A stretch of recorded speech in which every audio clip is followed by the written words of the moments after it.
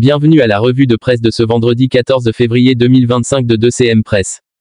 La presse ivoirienne revient sur la conférence de presse du procureur de la République après la condamnation de certains leaders de l'opposition et la campagne gouvernementale contre la vie chère. Justice. Le procureur déballe les preuves qui enfoncent les accusés, écrit l'Avenir en parlant du procès de Damana Picasse et Kouwa Justin. Et ajoute que le silence sur certains dossiers ne signifie pas l'abandon des charges. Le Jour plus renchérit pour dire: nous sommes prêts à apporter la réponse à ceux qui sont animés d'une velléité de déstabilisation. Et ajoute que Damana Picasse et Kouwa Justin ont été condamnés pour des faits graves.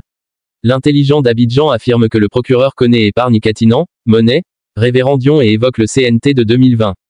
Pour la voix originale, le procureur se justifie et s'enfonce. Pour preuve, il affirme: une calache et 3 machettes pour faire un coup d'État.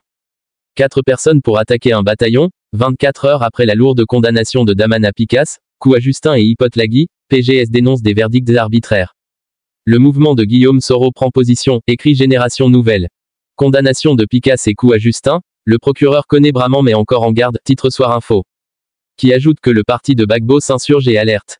Sur l'alerte du parti de Gbagbo, le quotidien d'Abidjan affirme: le PPACI dénonce une instrumentalisation outrancière de la justice, et ajoute: Dano Djedje, ce sont des condamnations politiques, Gbagbo appelle encore le régime à la discussion. Pour le temps, la classe politique entre colère et indignation, et cite: Chéidé, le PPACI ne se laissera pas intimider, Soro, verdict d'une gravité absurde, Pulchéri Ballet, un acharnement inutile, et à fin, Anaki Kobenan, nous soutenons ces 3 leaders. Pour notre voix, le procureur de la République menace l'opposition. Pour l'Inter, le procureur de la République affirme qu'il s'agit de donner un signal fort. Le Nouveau Réveil révèle: le procureur Braman connaît affirme: les appels de certains acteurs politiques sont suivis de près. Société. La cherté de la vie préoccupe l'État de Côte d'Ivoire. Lutte contre la cherté de la vie, une offensive pour le contrôle des prix, titre à ça une fraternité matin.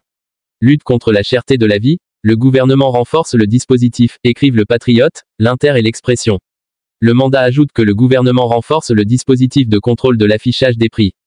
Quant à Soir Info, il affirme que le gouvernement prend une nouvelle disposition. Politique. Élections paisibles et cohésion sociale, après les méthodistes, Mambé chez les baptistes. Hier, titre le mandat qui annonce que le RHDP en attraction à Béthié et à Daoukro, ce samedi. Concernant les activités du RHDP, Fraternité Matin annonce le congrès pour mai. Présidentielle 2025, le RHDP attaque le terrain. Titre le Patriote qui annonce 31 délégations à l'assaut de la Côte d'Ivoire, et affirme également que le RHDP compte aujourd'hui 1 206 117 inscrits. Le Matin titre: le RHDP dévoile son agenda et sonne la mobilisation. Et annonce plutôt 2 202 500 militants déjà enregistrés dans la base de données RHDP.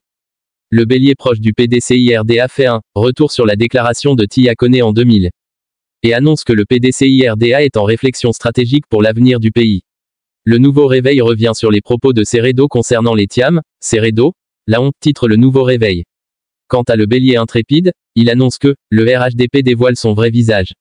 L'Héritage annonce un meeting de la société civile à Yopougon, le message de Tiam très attendu par des milliers d'Ivoiriens.